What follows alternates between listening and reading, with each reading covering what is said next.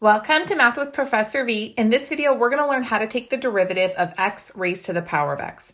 Now, this problem stumps a lot of students. Either they try to inappropriately apply one of their other differentiation rules, or they just forget entirely how to tackle this problem. So we know we have the power rule. When you have x raised to some constant n, bring the exponent down front, subtract 1 from the exponent. And if you have x as the power and a constant base, you end up with the following derivative. But what do you do when you have a variable in the base and a variable in the exponent? Well, you guys, there's no set rule. What you need to do is go ahead and apply logarithmic differentiation. So I'm going to work through this example step by step and explain the process, and then you'll be able to take derivatives of all sorts of new functions where you have variables in the base and the exponent. Let's jump right in. So what you start off doing is you let y equal whatever you're trying to differentiate, in this case x raised to the power of x, and now I'm going to take the natural log of both sides. So natural log of y would equal natural log of x raised to the power of x. Here's where the beautiful part happens, because we can use our logarithm properties to move this exponent to the front of the natural log. And so now I have natural log of y equals x times natural log of x. And yes, now we can go ahead and take the derivative. I'm going to have to use implicit differentiation. I'm going to differentiate with respect to x, both sides, guys. So if I'm differentiating natural log of y with respect to x, the derivative would be 1 over y times dy dx. That's our chain rule. That's because we're doing this implicitly.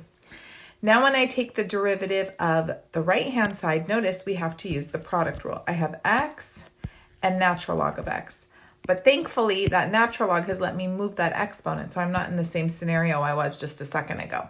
Product rule, we got this. I always tell my students, think the two functions take turns having their derivative taken. So x, it's your term. Derivative of x is 1. ln of x, it's not your term. Sit still, plus, now x, leave him alone. He already had his term. And then derivative of ln of x is 1 over x. Perfect. We can simplify a little bit more. This is 1 over y times dy dx equals natural log of x plus, this is just 1. Very good.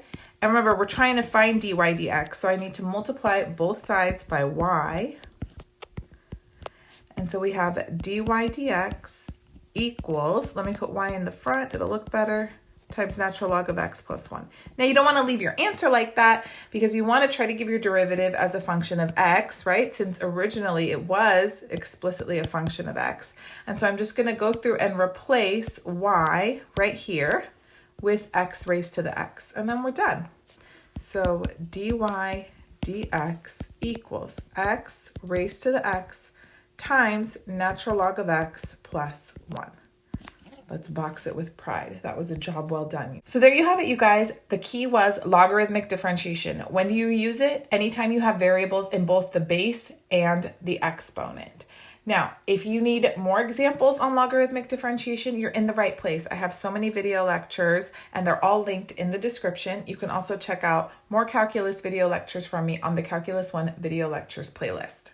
And if you're looking for a complete Calculus 1 course with structured lessons, guided notes, study guides, and practice exams, check out professorvmath.com.